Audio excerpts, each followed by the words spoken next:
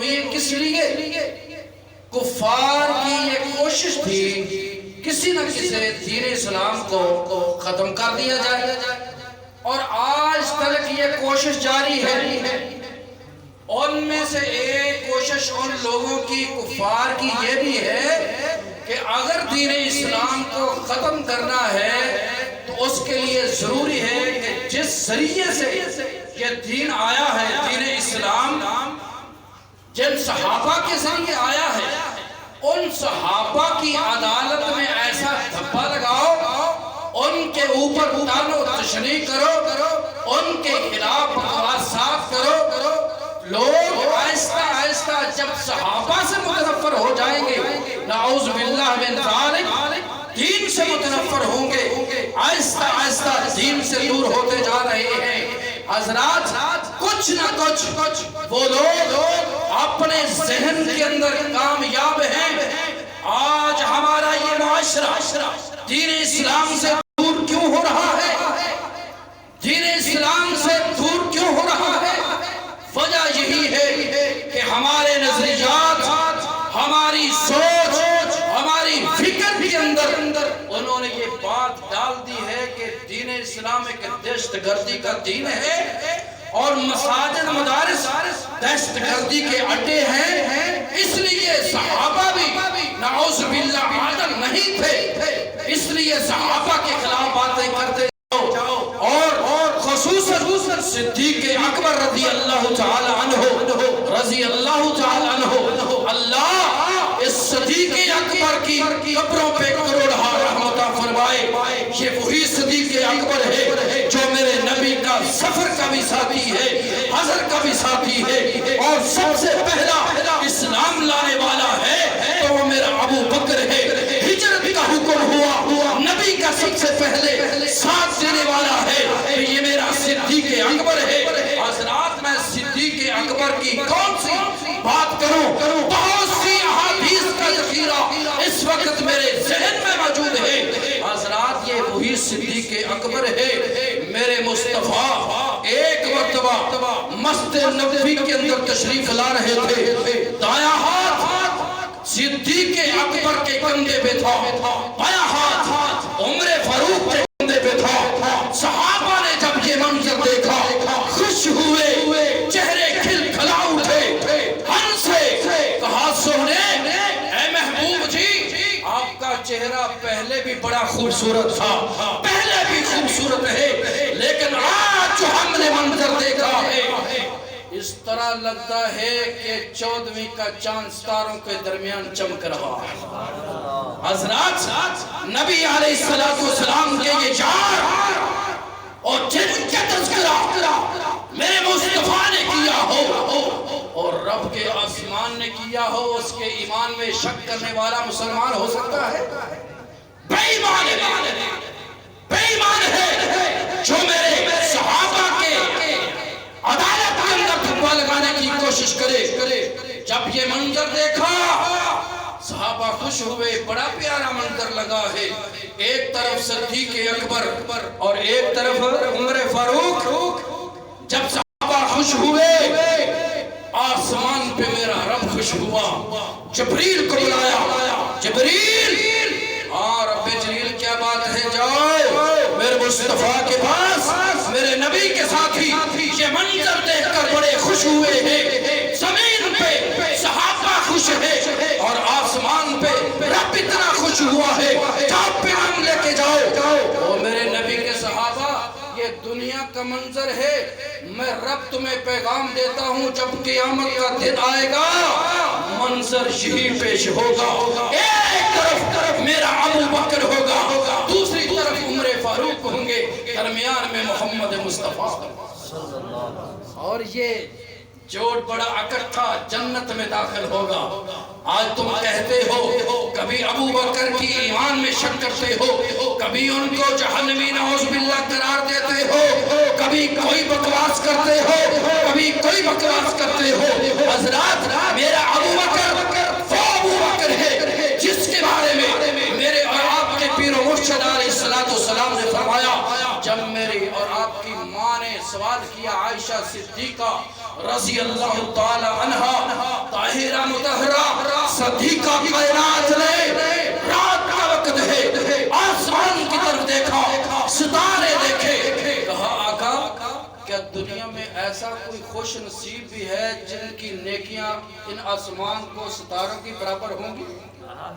اللہ اکبر سنیے جواب مصطفیٰ کا کہا عائشہ یہ اگر احساس حاصل ہے تو تیرے بابا ابو بکر یہ میرا وہ ابو بکر رضی اللہ تعالی عنہ اور پوچھا گیا جنت کے 8 دروازے ہیں آقا کیا کوئی ایسا خوش نصیب بھی ہے جس کو جنت کے 8 دروازوں سے پکارا جائے گا؟ کوئی باب الریان ہے جس کو روزے دار داخل ہوں گے جہاد والے ہیں ان کا دروازہ الگ ہر نیکی کا دروازہ الگ فرمایا کوئی ایسا خوش نصیب اس امت میں سے ہے جس کو 8 دروازوں سے آوازیں آئیں گی آ جاؤ اور میرے اور آپ کے پیر مرشد نے فرمایا یہ بھی اعزاز حاصل ہے تو میرے ابو بکر حضرات آج اسی ابو بکر کے بارے بکواس کی جائے یہ میرا وہی ابو بکر رضی اللہ تعالیٰ عنہ ایک دن محفل لگی ہے صحابہ موجود ہے میرے مصطفیٰ نے فرمایا من اصبح منکم صائما من اصبح منکم اطعم مسکینا اور میرے صحابہ تم میں سے کوئی ایسا شخص بھی ہے خوش نصیب جس نے آج روزہ رکھا کسی نے آج روزہ رکھا ہو ہمیں تو فرضی روزہ رکھنے کی فرصت نہیں ہوتی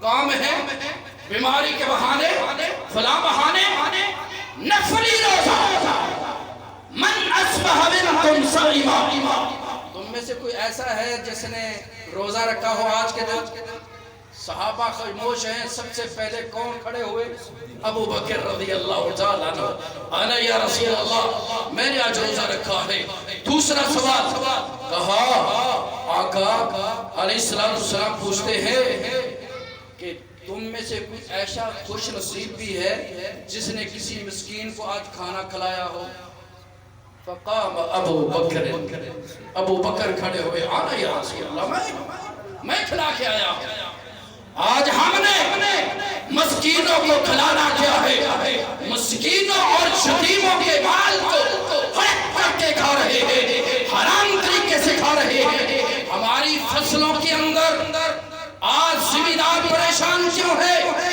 آج تاجر پریشان کیوں ہے آج ہر طبقہ پریشان کیوں ہے حضرات تانے کسی اور کو دیتے ہو عمال اپنے دیکھو کیا ہم نے اپنی زمین سے اللہ کا حق نکالا ہے یتیموں مسکینوں کا حق نکالا ہے اسی زمین سے عشر 20واں حصہ کل پیداوار سے غریب یتیم کے لیے ہے مسکین کے لیے ہے ہم نے کبھی یہ جسارت نہیں کی آج پھر کبھی زمیندار پانی سے پریشان ہے کبھی بیماری سے پریشان ہے حضرات اسی زمین کے اندر ایک ایکڑ میں ایک من گندم ہل چلا کر مٹی کے اندر پھینک کے آ جاتے ہو ختم کر کے آ جاتے ہو اور جب وہاں سے زمین میں گندم اٹھتی ہے تو وہاں سے کتنے اٹھاتے ہو 50 من اوسطاً 50 من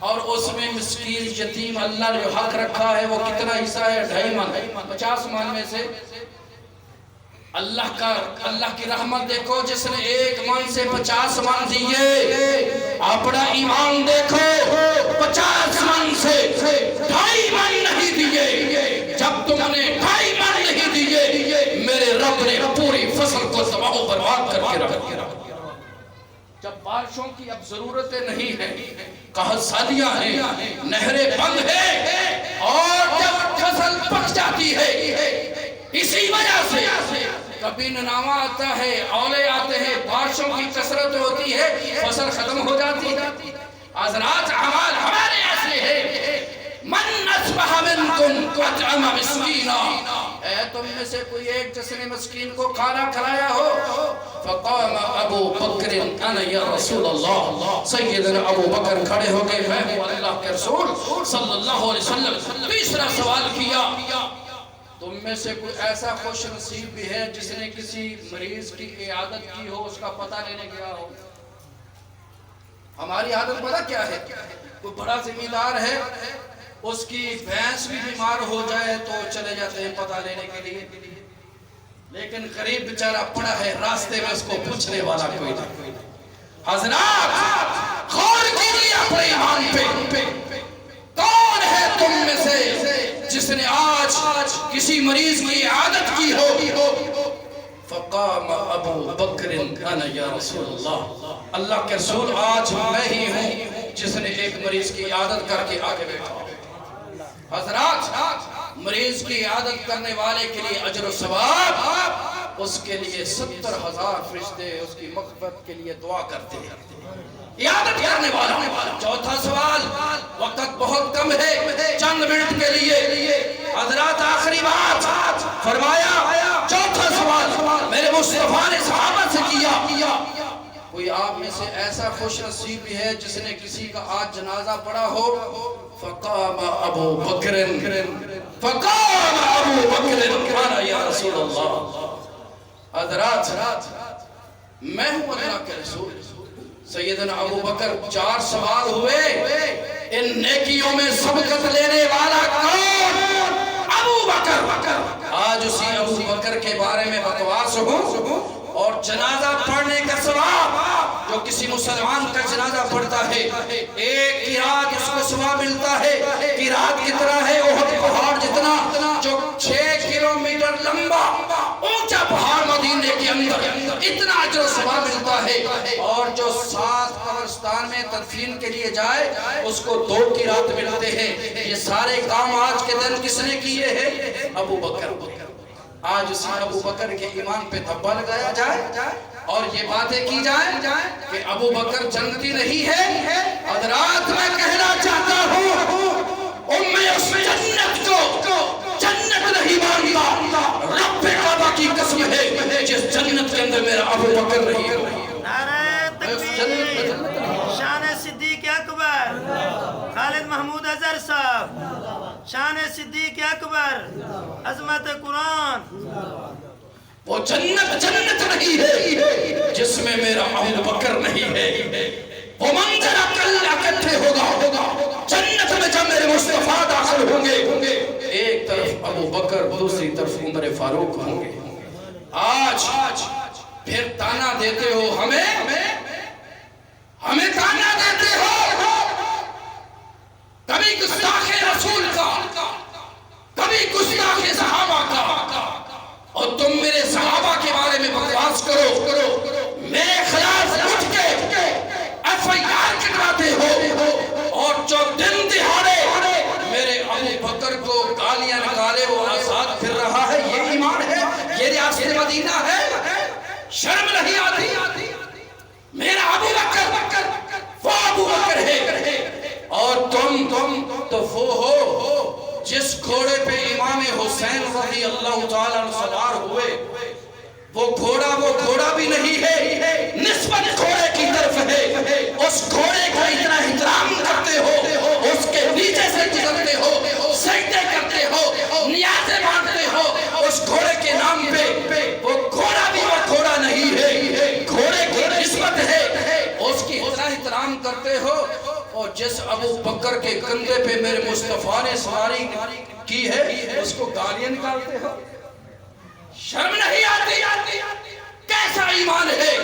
حضرات آئیے اپنے ایمان کو پرکھیے۔